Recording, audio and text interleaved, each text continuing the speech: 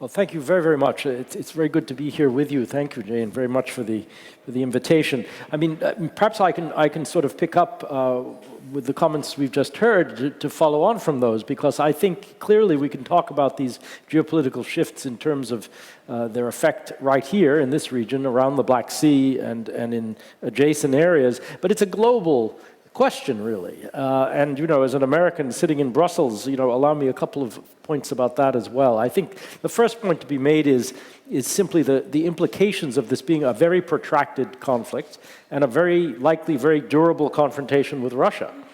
That makes a difference because there is an accumulated risk of things going wrong, of incidents, of escalation. We had a very serious one just the other day involving an American drone. But it's evidence of the kinds of things that can easily happen more frequently as this conflict goes on. And of course, not just in the immediate vicinity of Ukraine. It could also be involving Turkey in Syria, or France in the Sahel with Russia, or or in the Baltic, obviously. That's a serious risk, it seems to me. The other sort of lesson we can see already, I think, is that that wars are not necessarily short, and the pressure on armaments, armaments in depth, the ability to sustain these kinds of supplies over not just months or weeks, but years, is something perhaps that we didn't reckon with in the way that we should have in the West. And if we think also about this being durable, the role of the United States in European security becomes incredibly important. I mean, there is this drive for European strategic autonomy. I think many Americans would support that, actually. If it's a way to get Europe to pay more and do more for defense, I think that's all to the good. But it does mean that the questions of strategic autonomy, what Europe can do, the measures are going to be different. They're going to be more practical. It's not just a matter of philosophical aspiration. It's a matter of what Europe can actually bring to the table. Second point I'd make is that there is, I think, a growing interaction between this very risky geopolitics and the geoeconomics.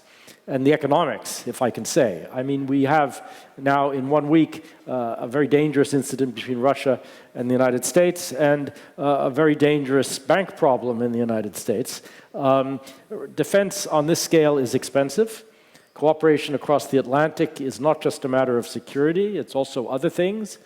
The state has come back, industrial policy is back. There are all these things, not necessarily the topic of this session, but they bear on geopolitics over the longer term, not least in terms of transatlantic relations, but also, again, not necessarily our topic, but China.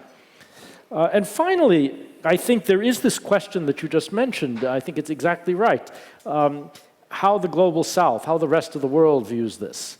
I think when it comes to the moral implications and the legality of the brutal invasion, I think we are more or less on the same page. When it comes to sanctions, national interest, long-term strategy, I'm not so sure. And I think when it comes to this larger question of, is this a confrontation between autocracy and democracy, many of us like to portray it that way. I think much of the world is not buying it, if I can put it that way. And we'll have to come to terms with those differences. So let me stop with that and look forward to the conversation.